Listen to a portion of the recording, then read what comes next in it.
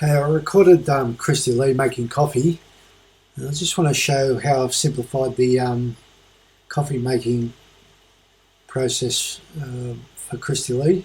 So often when we think of Deus Ex Skin, we think of all the features and functions, and it's often referred to as a power skin or a technical type skin. But it's always been my priority to simplify the coffee making process for Christy Lee. So I'm going to go through and explain how we do that. So first of all, when Christy Lee turns the app on or wakes up, it automatically loads her favourite, and we can explain that more if you want to learn how to set up favourites later on. The skin I've got showing here is a P&D skin, but what I'm going to explain is exactly the same in the Deus Ex skin. So basically, she'll wake up in the morning, presses a button on the phone, and that wakes the app up, and that also wakes the machine up, so it starts heating. And when the app wakes up, the skin automatically loads her favourites, so it doesn't matter what changes I might have made the day before. It'll always be set up correctly for her to make a coffee. Similar, if I was using the machine prior to her, she can see that this is pink, and that's her favourite colour, so she knows if that's pink, it's set up for her. If it's not pink, she just taps the button and it'll be set up for her. Okay, so there's a couple other things I've done to make the process simple. The scale I use is the Scale 2 brand scale, and you can see that under the drip tray here, and I've made an adapter for that scale, so that replaces the drip tray crate, and that adapter now becomes a weighing platform for the scale. The scale is connected by USB power, so we never have to touch the scale. We never touch the buttons on the scale at all. It's always powered on. The display goes out when the app goes to sleep, and then lights up again when the app wakes up, and it's always connected, so we never have to worry about connecting it or anything else. It's just ready to go. And the other thing that's really improved our workflow is this tool you can see here behind the grinder, and that's a WDT tool, and it's an electronic one, so we just press the button and it does the job. So you'll see that in operation shortly. So I'll go through and play the video and explain as we go through what Christy Lee's doing. You can see here she's just placing this stainless steel cup on the drip tray now, and she's about to press or tap on the scale reading here, which will tear the scale. So I'll play that video. She taps there, tears the scale, so it's now 0. She's going to weigh out 18 grams of beans. Now we try and be as accurate as possible here. Sometimes you might get to 17.9 grams and the extra bean bumps it to 18.1. That's okay, but we'll just try and get spot on 18 grams, which she's done there.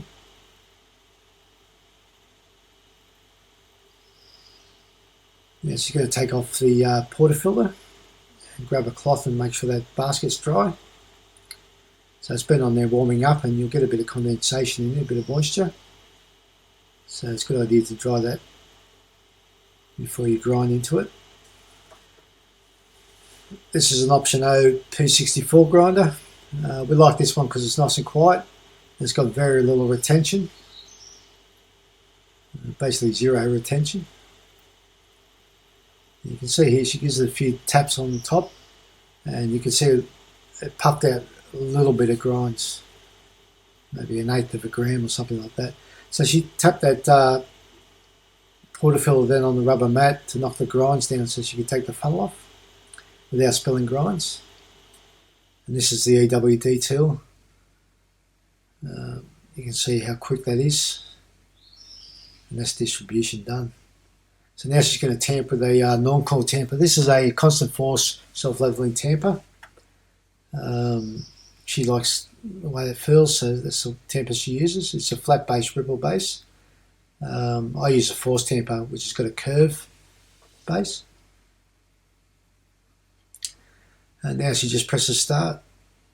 So she sits the cup on, the auto tears when the profile starts, it'll auto tear.